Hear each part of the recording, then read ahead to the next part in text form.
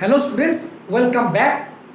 So now we are going to discuss about lateral displacement in the chapter diffraction of light at plane surface. So to obtain lateral displacement, first of all, assume that a rectangular thick transparent glass block is placed in air, maybe on any table or any clean paper. Okay, so this is rectangular thick transparent glass block. Okay, so now you can see its above surface is air, below is also air, but since it is thick, so inside it is, so its inside medium is glass. So at first the light is allowed to fall on it from here. So you can see here AB is the incident light. Okay, so the light is incident on its first surface at point P through the path AB. So at that point what will happen, since the glass is transparent, so in this case maximum portion of light will refract and enter into the second surface. This is glass. Okay, here obviously there will be little bit amount of reflection also, but here we will ignore it. Here maybe 5% or 95%. So here we will take the majority portion. So after striking the light on its first surface, light will enter. Now in this case, in the first surface, the light is traveling. At first it was in the air, then through refraction it enters into the glass block. Means in the first surface, it is very clear that light is traveling from rarer to denser medium. It means its velocity will decreases, it will slows down. So what will be the result? And as a result, the refracted ray will bend towards the normal. Means angle of refraction, the value of angle of refraction will be less than that of angle of incidence. Very clear. So this is angle of incidence and this is normal and this is angle of refraction I. Then again, since it is thick, so through BC distance it will travel inside the glass. Then again, as soon as when it will hit the other surface at point C, then again since it's a transparent, again it will suffer a refraction at point C.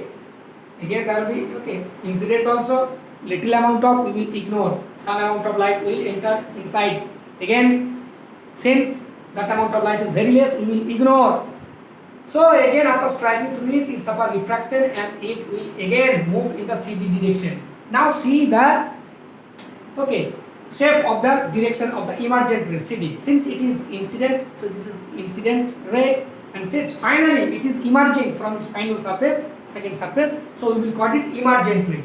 Now in the second surface, the light is traveling from the glass to air, isn't it? Air to glass, from rarer to denser. Then in the second surface, it suffers refraction from glass to air. It means denser to rarer. It means initially from empty road it enters into a busy road. Market velocity automatically slows down. Then in the second surface, from busy traffic it reaches into an empty road. It means its velocity will increase. So as a result, the refracted ray will move away, bend away from the normal, and it will move in the path CD. So this is the diagram. Okay. So now we can see, since these normals are parallel, so this angle and this angle are alternate angle, and since these two surfaces are parallel, so here both the incident ray and the emergent ray will be parallel. And here the angle of incidence is equal to angle of emergence. Why? Since both surfaces are parallel. If we reverse the direction of light, it means if light is incident through the path DC, then it will follow the path CB, then again it will follow the same path. It based on the principle of reversibility of light, but which is out of your syllabus. Okay. So it means light is at first, if we follow the light from this direction, if light executes journey from this ABC city, then if light is if we take a torch, and if we flash the light here, same path it will follow, DC, CB, BA. So angle of incidence is equal to angle of emergence. Since it is emergent ray, so it's called angle of emergence. If light travels, if light executes journey from DC, CB and BA, in that case it will be I, means angle of incidence. In that case it will be E, that is angle of emergence, because in that case DC will be an incident ray and BA will be emergent ray.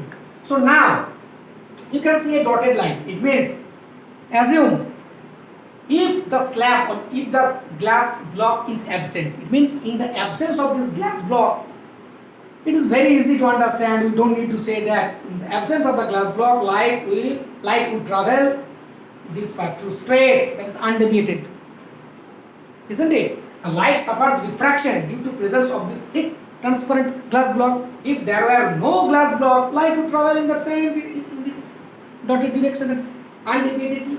So now you can see there is a perpendicular distance. So in the presence of the block, of the glass block, thick glass block, it at first bent, then another bent. So finally it is parallel.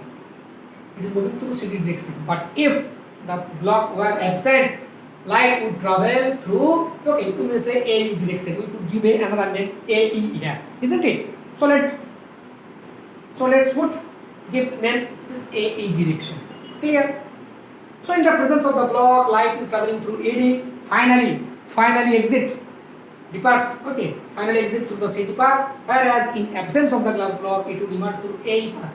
Now you can see there is a perpendicular distance between the emergent ray in presence of the glass block and the incident ray in absence of the glass block.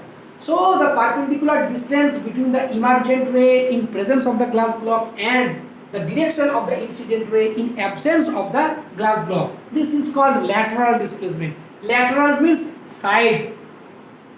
Anything related to side is called lateral. Beside. Okay. So since this is beside, both are situated beside. This is situated its beside.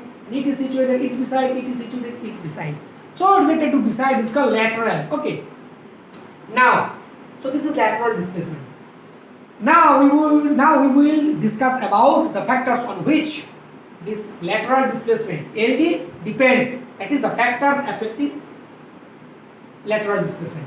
So lateral displacement is directly proportional to thickness. Means more thick will be the glass block, more will be the lateral displacement. Now how lateral displacement can be increased? It means if the distance, it means it is the distance between the direction of the incident ray in absence of the block and the direction and the emerging ray in presence of the block. So how is it possible? It means if the deviation is more, isn't it? If this shifts in this direction and it shifts in this direction, how is it possible? If thickness is greater, light would bend more. It is also possible. Now how it could shift in this direction? If light bend in this direction, isn't it? Or if it bends in this direction, if the path BC, if the light BC bends more, in that case it will sit here. Since it is here, so if it would be here, then the emergent ray would be in this position. So more will be thickness, incident light would bend more. Since incident light after suffering reflection at the first surface, it would bend more towards the normal, which in turn, okay, which will lead to the result that CT will be seated just behind, which will increase its lateral displacement. More will be thickness, more will be the thickness, more will be the bending of light after diffraction. Okay. Lateral displacement is also directly proportional to I, angle of incidence. Yes, as okay, what just I told just few seconds ago.